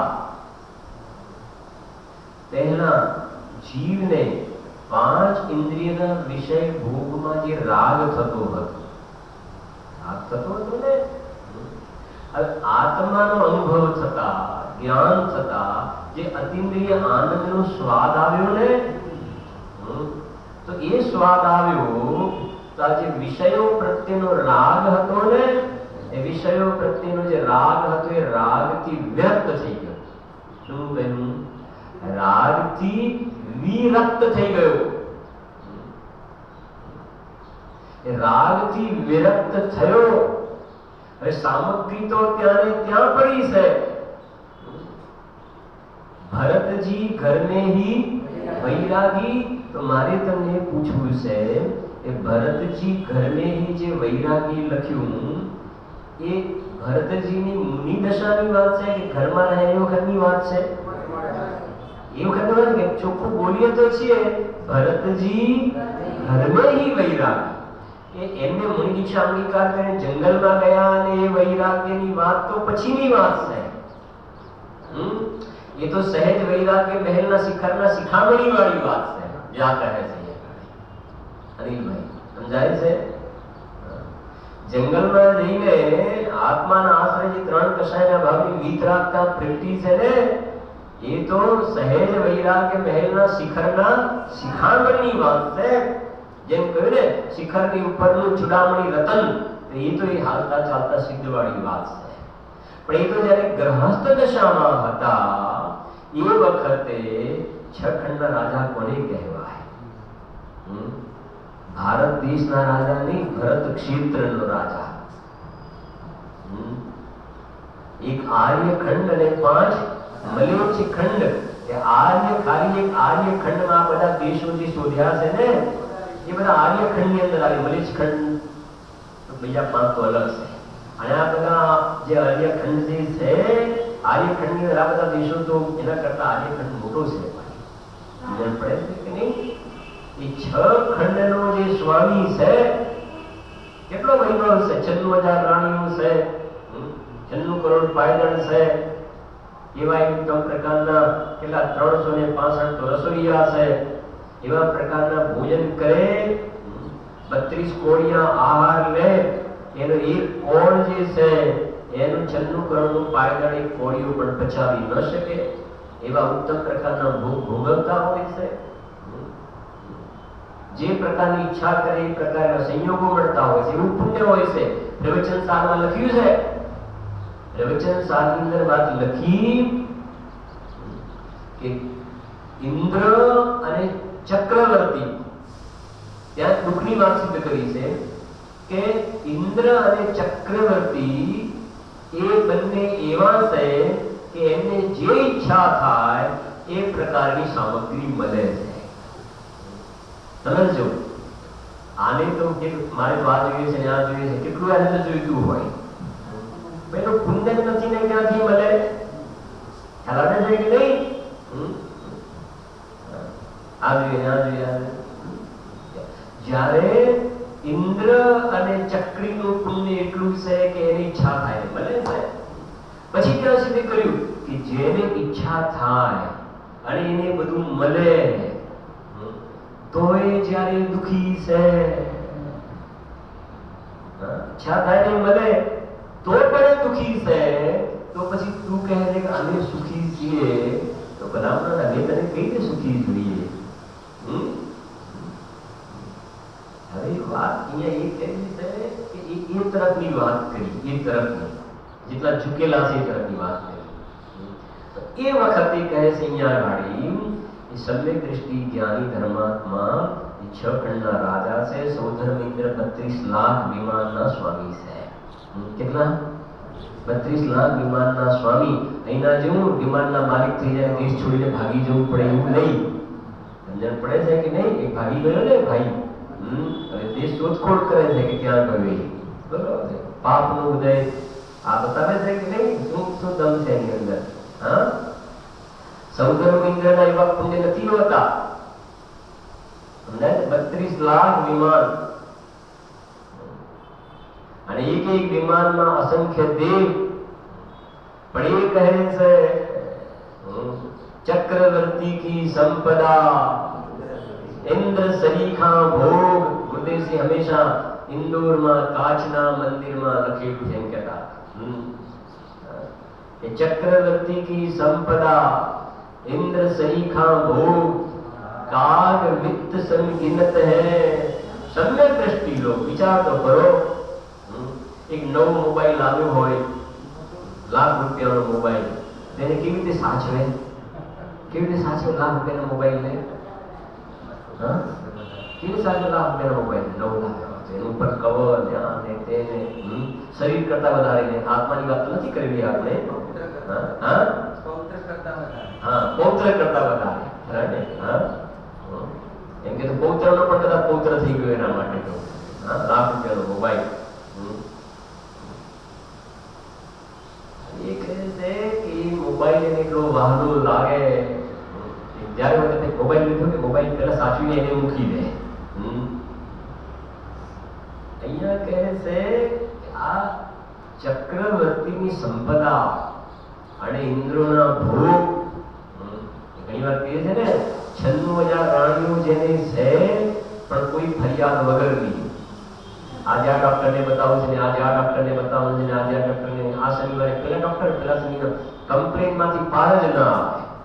નથી કહેતો હું એક મોટા ઉંમરના આપણા સ્વાધ્યાય છે, કોઈ દિવસ એના સુવારા મટે જ નહીં. ખ્યાલ આવે છે કે નહીં? હા, તો ચક્રવર્તી અને ઇન્દ્રનું એવા પ્રકારનું હીન પુણ્ય હોતું નથી. એટલા માટે આવે છે મેં ચક્રી પદ પાય નિરંતર ભોગે ભોગ ગણે. મેં ચક્રી પદ પાય નિરંતર નિરંતર ભોગે ભોગ ગણે. બોલો, મને એ પ્રકારનું પુણ્ય હોય છે તો પણ કહે છે ચક્રવર્તીની સંપદા. કોઈ વાત સમજવી ભાઈ. અને ઇન્દ્રના જેવા ભોગ હોય છે. અહીંયા તો સ્વિટ્ઝરલેન્ડ જાય અને લોકો એને કહે કે આ તો પૃથ્વીનું સ્વર્ગ કહેવાય. લોકો કહે પૃથ્વીનું સ્વર્ગ કહેવાય. હો, પાગલ લોકો કહે કે પૃથ્વીનું સ્વર્ગ કહેવાય. અરે ભાઈ, તું અસલી સ્વર્ગમાં પણ અનંતવાર જઈ આવ્યો ને. અને સ્વિટ્ઝરલેન્ડ ગયા કે શું જોયું કે બરફના પહાડ જોયા, એક ઇન્દ્રિય. ઠંડો પવન હતો એકદમ. પાછા અહીંથી પાછા અહીં જાત્રામાં જવું હોય ને તો દિવાળીનો ટાઈમ છે ને ઠંડી બહુ પડે ને બહુ ટાઈમ બરાબર સિલેક્ટ નથી કર્યો ને, અને રખડવા માટે જાય ત્યાં ઠંડી ખૂબ પડતી હોય, 3 ટન ઢાબળાની બધી વ્યવસ્થા ત્યાં કરે, અને યાત્રામાં જવું હોય તો બધી એને અનુકૂળતા હોય તો હું ડગલું ભરું. એ બતાવે છે કે તને રુચિ કયા પ્રકારની છે ભાઈ. સમજણ પડે છે કે નહીં? હા, બધી પેલી પ્રતિકૂળતાનું લિસ્ટ બનાવે જતા પહેલા પ્રતિકૂળતા એ બતાવે છે કે અંદરમાંથી નકાર વર્તે છે તને ધર્મ પ્રત્યેનો. ક્યાં ક્યાં તું કેવી કેવી પર્યાયમાં પરિભ્રમણ કર્યા છે નથી ખબર તને? હા, તો જો કે આવા ઉત્તમ પ્રકારની ભોગ સામગ્રી હોવા છતાં કાગ મિત્ત સમ ગિનત હે સમ્યક દૃષ્ટિ લોક. કાગડાની વિષ્ઠા સમાન જાણે છે. એમાંથી માણસની વિષ્ઠા હોય એનું તો ખાતર બને, કાગડાની વિષ્ઠા કોઈ કામમાં આવતી નથી. એમ સમ્યક દૃષ્ટિ જીવને પુણ્યના ફળમાં એવી સામગ્રી મળે છે, પણ કાગડાની વિષ્ઠા સમાન જાણે છે. એનું નામ એના પ્રત્યે વિરક્તિ ભાવ છે. અમારે એ સમજાવવું છે. આ વૈરાગ્ય તો જે નિર્જરાધિકારમાં જ્ઞાન વૈરાગ્ય શક્તિની વાત કરીએ, આ આત્માનું જ્ઞાન થયું, આનંદ આવ્યો, તો પછી આ 5 ઇન્દ્રિયના વિષયના ભોગમાં જે આનંદ આવતો હતો ને, એ આનંદ હવે ઓસરી ગયો. કે ખરેખર આનંદ ઓસરી ગયો એટલે આનંદ હતો જ ક્યાં? આનંદ ઓસરી ગયો એટલે એવું નહીં જેમ 11માં ગુણસ્થાનમાં હોય ને પડી જાય અને આનંદ ઓસરી ગયો પહેલામાં આવ્યો તેમ પેલો 5 ઇન્દ્રિયનો આનંદ એ તો આનંદ હતો જ નહીં. એ તો મોહી જીવે એમાં સુખ માન્યું હતું. આપણે ઘણી વાર કહીએ ને, આ ભૂંડ જે હોય છે ને, ભૂંડ આ વિષ્ટાનો ખાડો હોય કાદવનો, એની અંદર પડેલું રહે છે કે નહીં? બોલો, એમાં સુખ છે કે નહીં? સુખ છે એમાં? હા, અને સુખ હોય તો આ કેમ નથી પડી રહેતો ત્યાં? ખાલી અમે પગ થોડો ગંદો થઈ જાય તો ઘરે જઈને પહેલા પગ સાફ કરે છે કે નહીં? કરે છે ને પગ સાફ પહેલા. હવે મારે સમજાવવું છે, ધ્યાનથી સમજો. એ ભૂંડ જે છે એ ગંદકીમાં પડેલું રહે. હવે એને કહે કે ભલા માણસ તું શું કરે છે કે નહીં, મને તો આમાં મજા આવે છે. તો આપણે જેમ કહ્યું ને કે દુખી છે, આ શું કરે છે, ગંદકીમાં પડ્યું છે. એમાં 5 ઇન્દ્રિયના વિષય ભોગમાં અમને તો લાડી વાડી ગાડી ટીવી ને ફલાણું ટીકું ને અમને તો ખૂબ મજા પડે છે. તો જ્ઞાની પુરુષો, સમ્યક દ્રષ્ટિ જીવો, એમને આત્માના આશ્રય જે ચૈતન્યનો વૈભવ પ્રગટ થયું છે એને જોઈને બોલે છે કે આ દુખી અજ્ઞાની જીવો દુઃખનું સેવન કરી, આકુળતાનું સેવન કરીને પોતાને શું માની રહ્યા છે? સુખી માની રહ્યા છે. સુખ છે ક્યાં? આત્માની અનુભૂતિ થતા, સમ્યક્ત્વની પ્રાપ્તિ થતા એ સુખ ઓસરી ગયું એવું નહીં, પણ દુઃખ શું થઈ ગયું? મટી ગયું અને સુખ પ્રગટ થયું.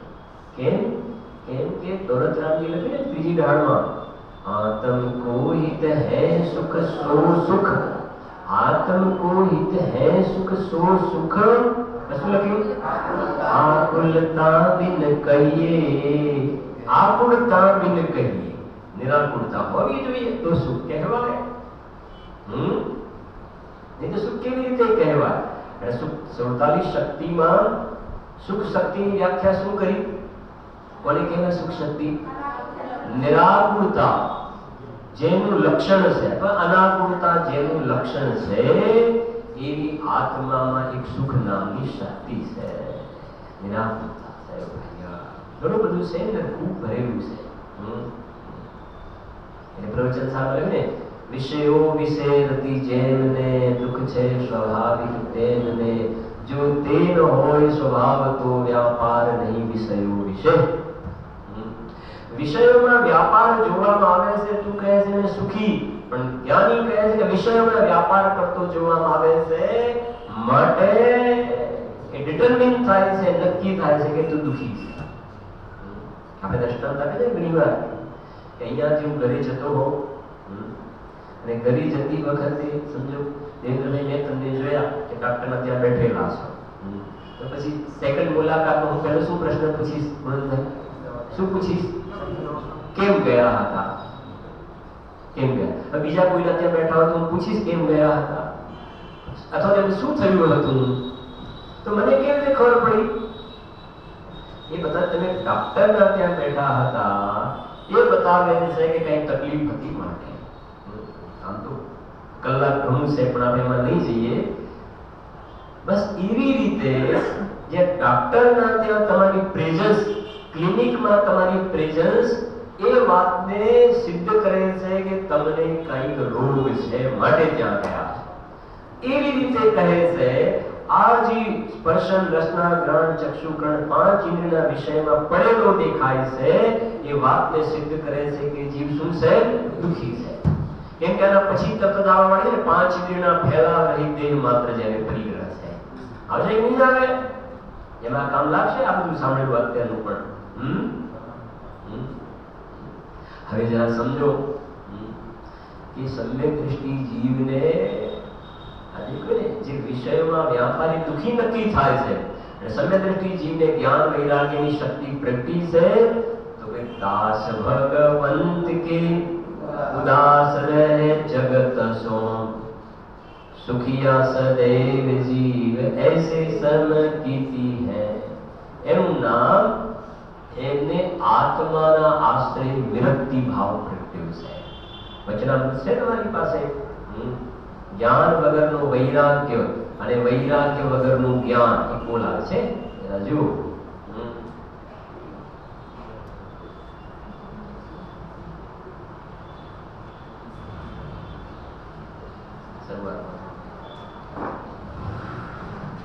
ચોથા નંબરનો ભૂલ છે. ચોથા નંબર જુઓ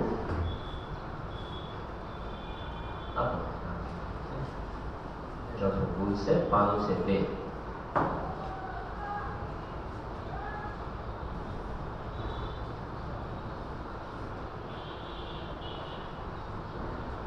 જો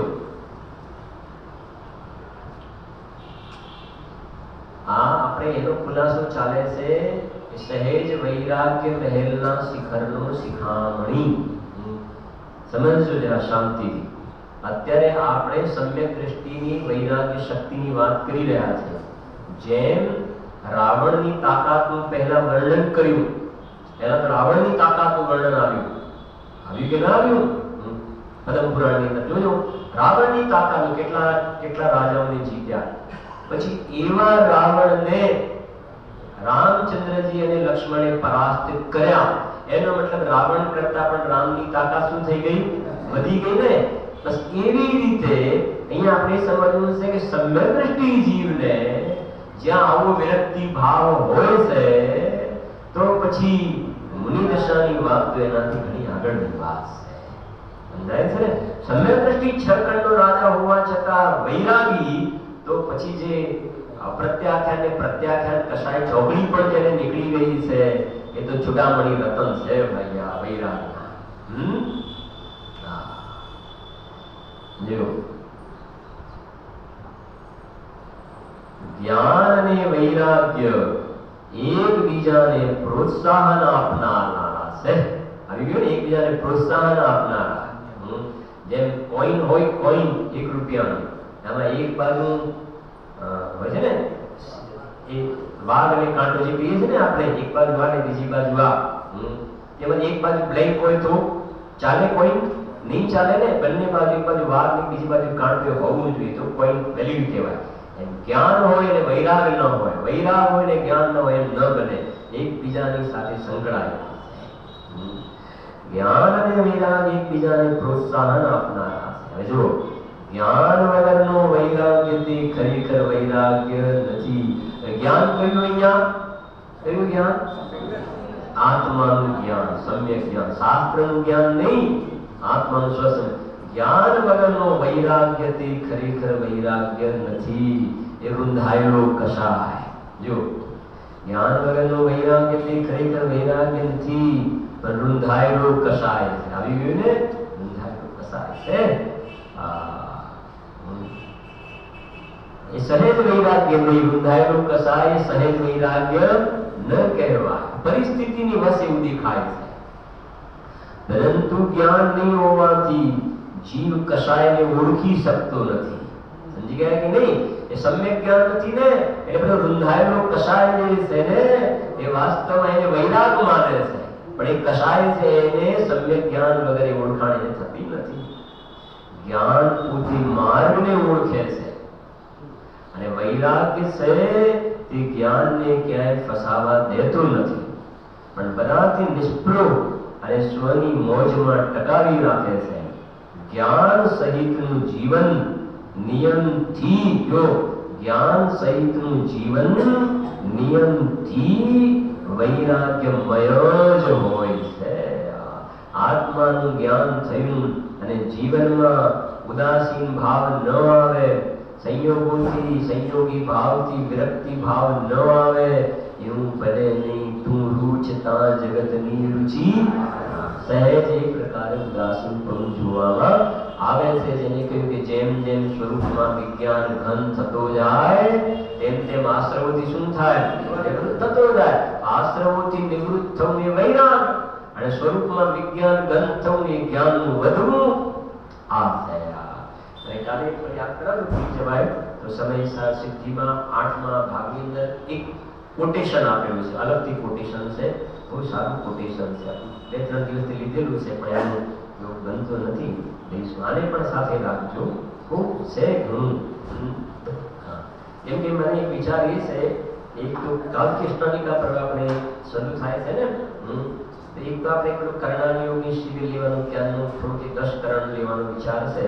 પણ એક વિકલ્પ એ છે કે આ ગાથા તો આપણે ભાવ બન્યો છે તો ગાથાને તો પૂરી કરી દઈશું. જ્યારે પૂરી થાય ત્યારે 5 દિવસ, 6 દિવસ, 10 દિવસ, અને પછી એ 3 દિવસનું જે છે ને 10 કરણ એનું એક આ ગાથા તો પહેલા પૂરી થઈ જાય, કલશ આવે પહેલા સુધી લઈશું.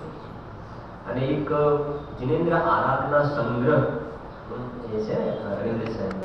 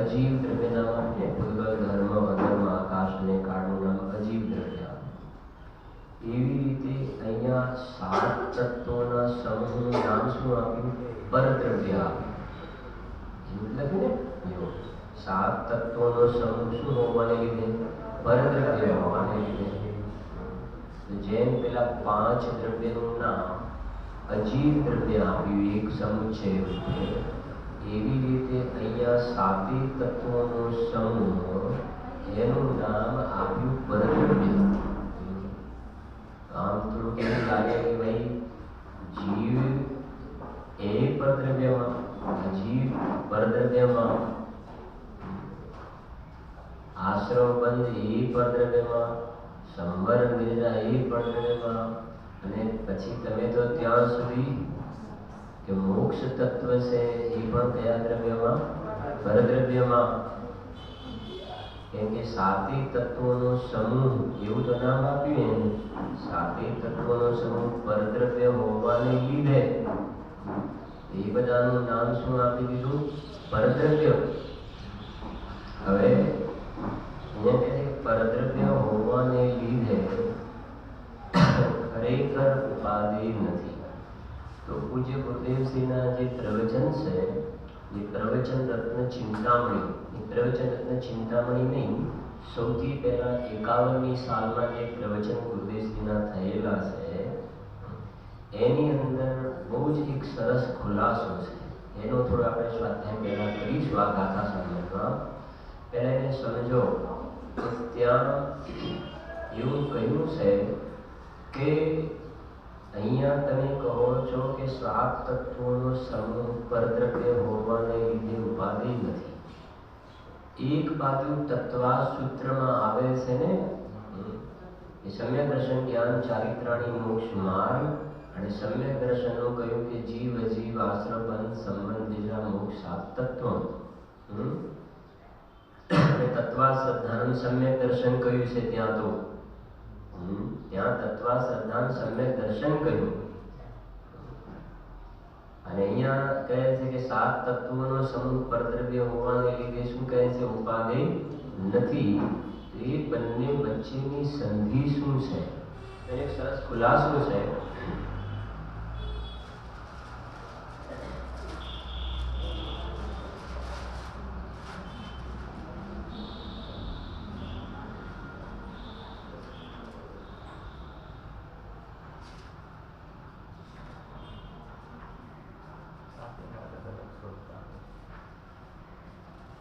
જો સાંભળજો કે તત્વા સૂત્રમાં, સાંભળો, તત્વા સૂત્રમાં 7 તત્વોની શ્રદ્ધાને સમ્યક દર્શન કહ્યું. તત્વા શ્રદ્ધાનું સમ્યક દર્શન કહ્યું. અને અહીંયા 7 તત્વોને હે શા માટે કહ્યા? તો જો એનો જવાબ ઉમા સ્વામી મહારાજે તત્વા સૂત્રમાં તેમજ, હવે બીજું એક વધારાનું એડિશન, તેમજ પંડિત શ્રી ટોડરમલજીએ 7 તત્વો અથવા 9 પદાર્થની શ્રદ્ધાને સમ્યક દર્શન કહ્યું છે.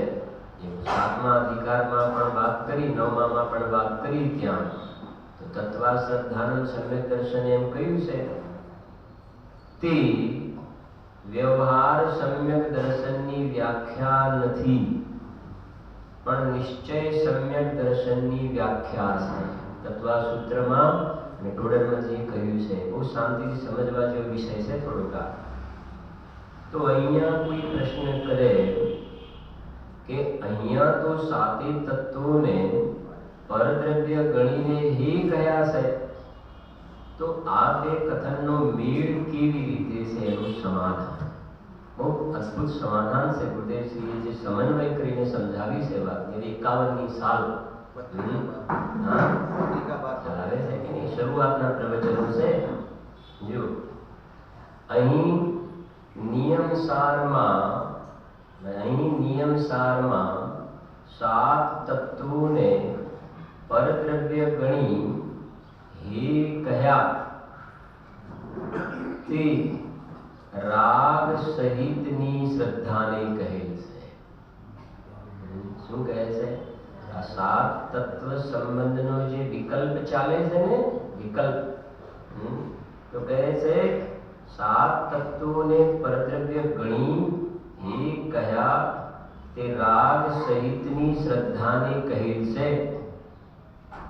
કારણ કે તેમાં વિકલ્પ ઉઠે છે ને વિકલ્પથી સમ્યક દર્શન થતું નથી.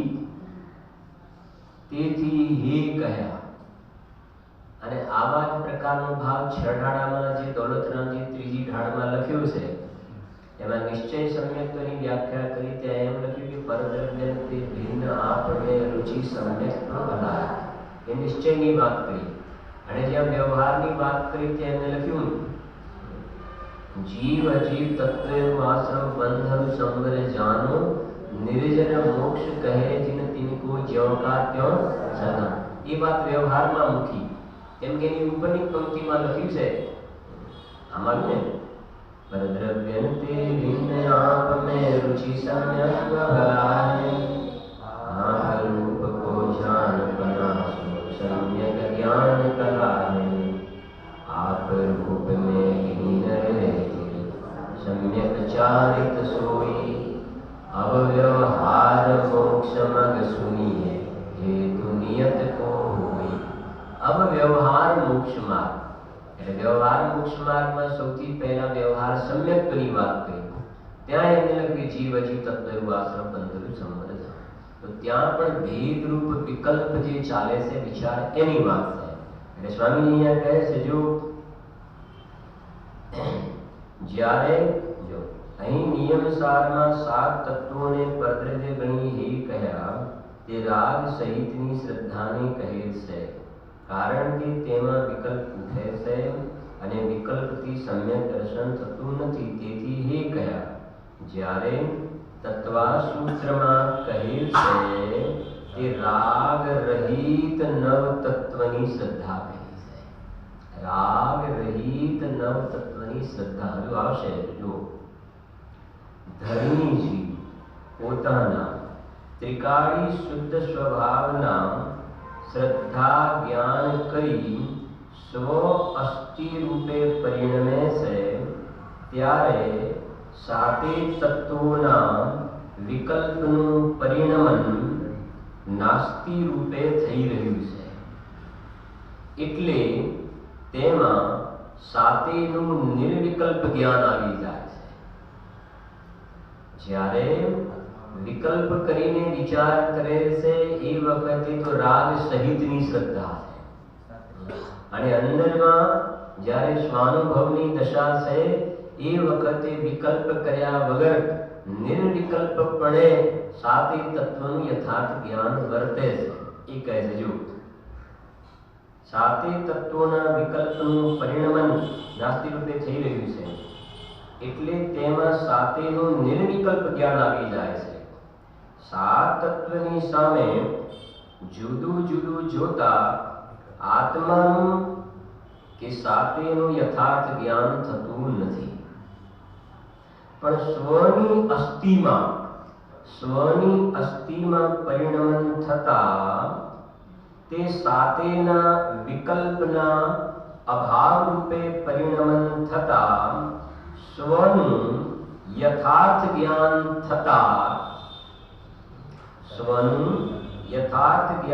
થતા સ્વ પર પ્રકાશક સ્વભાવને લીધે સ્વનું યથાર્થ જ્ઞાન થતા સ્વ પર પ્રકાશક સ્વભાવને લીધે સાતેનું જ્ઞાન આવી જાય છે. આ અપેક્ષાએ સાત અથવા નવ તત્વની શ્રદ્ધાને સમ્યક દર્શન કહ્યું છે એ બરાબર છે. એ પ્રમાણે છે. આગળ બીજું પણ આ મુખ્ય રૂપથી અહીંયા જે ખુલાસો છે આ પ્રશ્નનો કે ભાઈ તત્વાસૂત્રમાં અને ટોડરમાં જે કહ્યું છે એ શું અને અહીંયા શું.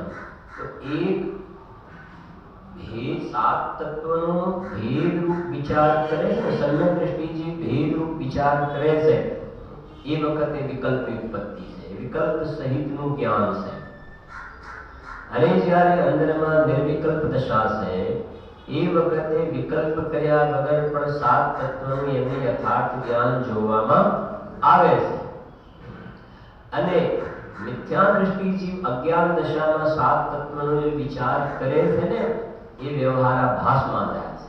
વ્યવહારાભાસ સંકિતી જે વિચાર કરે છે તો રાગ ઉત્પન્ન થાય છે, વ્યવહારમાં જાય છે. એવી રીતે છે.